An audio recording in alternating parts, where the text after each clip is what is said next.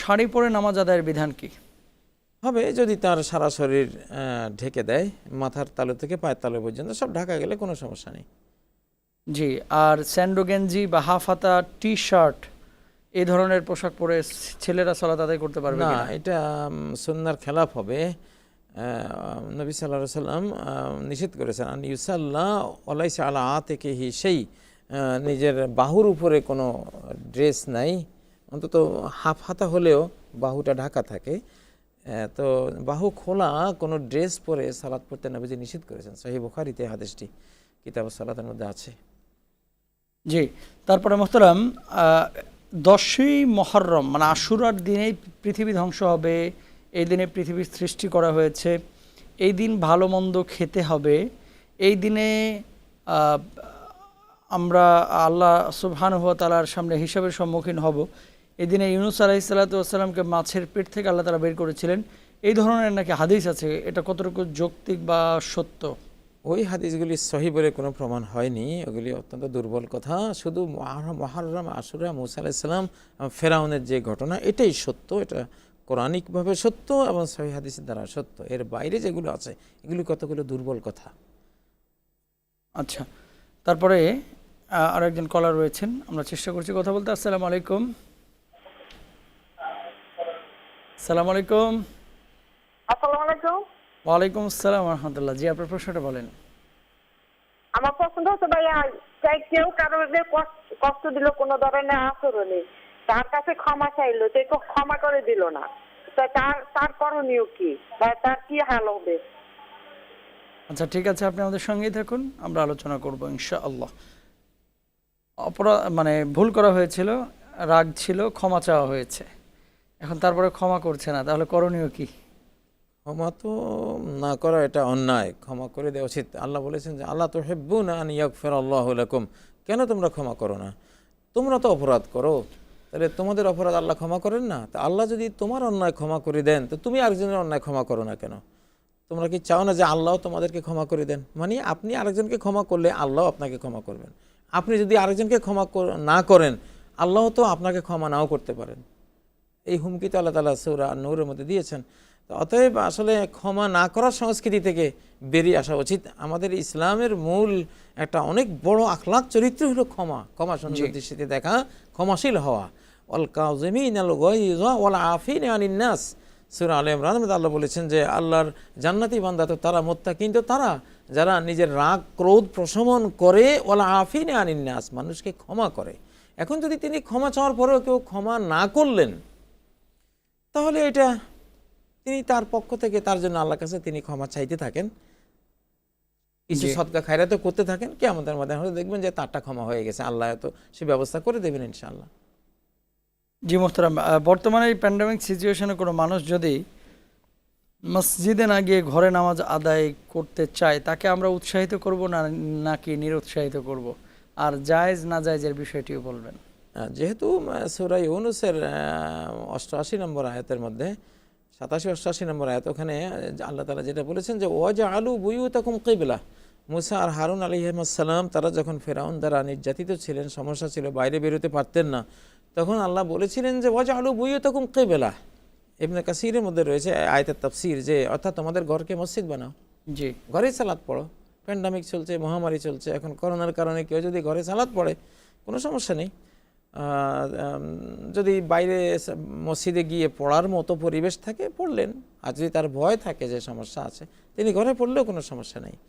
ইসলামে যেই কোনো আপৎকালের বিধানটা ভিন্ন হয়, সেই হিসাবে কোরআন যেহেতু সরাসরি এখানে নির্দেশ দেওয়া আছে যে তোমরা নিজের ঘরকে মসজিদ বানাও, তো কোরআনে এই কথা আল্লাহ আমাদেরকে শুনিয়েছেন কেন? যে এই ধরনের পরিবেশের মধ্যে আমরাও পড়তে পারি, পরিস্থিতি আসতে পারে এরকম, তখন আমরা এই আয়াতকে কাজে লাগালাম সেই জন্যই।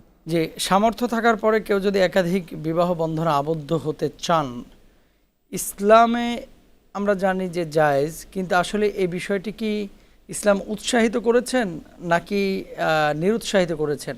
যেমন তালাকের বিষয়টা আমরা জানি যে জায়েজ, কিন্তু নিরুৎসাহিত করা হয়েছে, উৎসাহিত করা হয়নি। তো এই বিষয়টাকে আপনি কিভাবে কোরআন হাদিস থেকে যদি একটু ব্যাখ্যা করতেন মোহতারাম, আমরা জানতাম আর কি। আসলে নিরুৎসাহিতের কোনো আয়াত বা হাদিস আমার জানা নেই, আমি দেখি নাই কোনো আয়াত বা হাদিসে নিরুৎসাহিত করা হয়েছে। বরং বিবাহ বন্ধনের একটা সামাজিক যেই প্রয়োজন বা পৃথিবীতে এমন এমন পরিস্থিতি আসে, যেমন দ্বিতীয় বিশ্বযুদ্ধের সময় পুরুষের সংকট এমন হয়েছিল, প্রায় 5-6 কোটি মানুষ, এরা অধিকাংশ পুরুষ। আজকে নারী স্বাধীনতার এই কথা আমরা শুনছি কেন? এটা তো দ্বিতীয় বিশ্বযুদ্ধে 5-7 কোটি যে মানুষটা মারা গেছে, এদের অধিকাংশ ছিল পুরুষ। ইউরোপে, জার্মানিতে বিশেষ করে বিভিন্ন দেশে সব নারী, পুরুষ শূন্য। তো তখন তো বাধ্য হয়ে অবশ্যই একাধিক পরিবার সিস্টেমটা দেয়া হয়েছে যাতে কোনো নারী বিবাহ বন্ধনের বাইরে না থাকে। ইসলামের সমাজের মূল পিলারটা কি? ইসলামিক সমাজের মূল পিলারটা হলো আনকিহুল আয়ামা মিনকুম। এখানে আপনি এক বিয়ে, দ্বিতীয়, তৃতীয়, চতুর্থ বিয়ে এইসব কথা বাদ। কথা হইল সমাজে বিয়ের বাইরে কোনো পুরুষও থাকতে পারবে না, সমাজে বিয়ের বাইরে কোনো নারীও থাকতে পারবে না। এটা হলো মূল দাবি। ইসলামিক সমাজের ফাউন্ডেশন এটার উপরে। আনকিহুল আয়ামা মিনকুম, সূরা নূরের মধ্যে আল্লাহ বলেছেন যে যেই পুরুষের স্ত্রী নেই তাকে স্ত্রী দাও, যে মহিলার স্বামী নেই তাকে স্বামী দাও। এটা করতে গিয়ে যদি এক বিবাহ বন্ধনে সেটা সমাজ ক্যাপচার হয়, হলো। যদি একে না হলো, একজন নারী নেয়ার পরেও লাখ লাখ কোটি কোটি নারী বিবাহ বহির্ভূত থেকে যাচ্ছে, তখন সামাজিকভাবে ফরজ যে তাদেরকে বিবাহ বন্ধনে আবদ্ধ করা, কারণ না হলে সমাজকে নষ্ট করে দেবে। সম্পর্কে একটা বিষয় না বললেই নয় বক্তরাম, আমরা 1 মিনিট সময় পাবো। সেটা হচ্ছে আমাদের দেশে অনেক বিধবা নারীরা রয়েছেন যাদের বয়স কম। তো সমাজ তারা অন্যত্রে যে বিবাহ বন্ধনে আবদ্ধ হবে এটাকে খুব ভালো চোখে দেখে না। স্বামী মারা গিয়েছে আরেক জায়গায় বিয়ে করার দরকার। ইসলাম কি বলে এদের ব্যাপারে? আসলে আমি আপনাকে এক কথাই বলে দিয়েছি, আনকিহুল আয়ামা মিনকুম। ইসলামিক সমাজের মূল ফাউন্ডেশন হলো নারীরা সবাই যাতে স্বামী পায়, আর পুরুষরা সবাই যাতে স্ত্রী পায়। স্ত্রী নেই, একটা পুরুষ মানুষ সে বাস করে, সে একটা অন্যায় করবে। মহিলা আছে, তার স্বামী নেই, সে তো দেখেন না পত্র পত্রিকায়, রেডিও টেলিভিশনে, গোটা দেশটাকে পৌঁছে দিয়েছে। এখন মূল দাবি হলো কোনো নারী স্বামী ছাড়া থাকবে না, কোনো পুরুষ স্ত্রী ছাড়া থাকবে না। এটা হলো সমাজ আমাদের। এটা করতে গিয়ে যা করা লাগে তা করবেন। এখানে এত জিজ্ঞাসা করার তো কোনো দরকার নেই যে দ্বিতীয় তৃতীয় বিয়ের এইসব প্রশ্ন আসবে। এখন বিয়ের যে এলানের কথা বলা হয়েছে যে ঘোষণা করে বিয়ে করতে হবে, তো যারা বিধবা তারা চিন্তা করছেন, বা যারা স্ত্রী মারা গিয়েছে ওই সমস্ত স্বামীরা চিন্তা করছেন যে আমি যদি বিয়ে করি তাহলে লোকে আমাকে লাঞ্ছিত করবে বা তিরস্কার করবে, তাচ্ছিল্য করবে, তাহলে উনি কি গোপনে বিয়ে করবেন? না, গোপন কি, যদি ধরেন আসলে বিয়ের মশলাগুলো দেখেছি, অনেকে মিডিয়ায় কথা বলেছেন কিন্তু অপূর্ণাঙ্গ, এবং আসলে এই ব্যাপারে খুব গবেষণা করে গভীরভাবে ইসলামিক সমাজ ব্যবস্থার মূল থিমগুলো বুঝে কথা বলার খুব আমি দেখি খুব কম বলেছেন আর কি। তো আসলে যদি ইসলামের লা নিকাহা ইল্লা বিওয়ালিয়িন ওয়া শাহিদাই আদলিন, মেয়ের অভিভাবক পিতা যদি অনুমতি দেন, দুজন সাক্ষী থাকে, ফরজ আদায় হয়ে গেল। ধন্যবাদ। For more updates, subscribe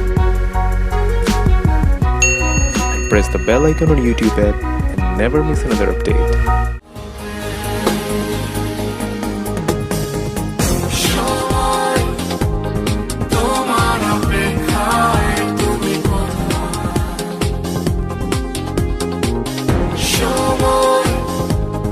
তোমার অপেক্ষায়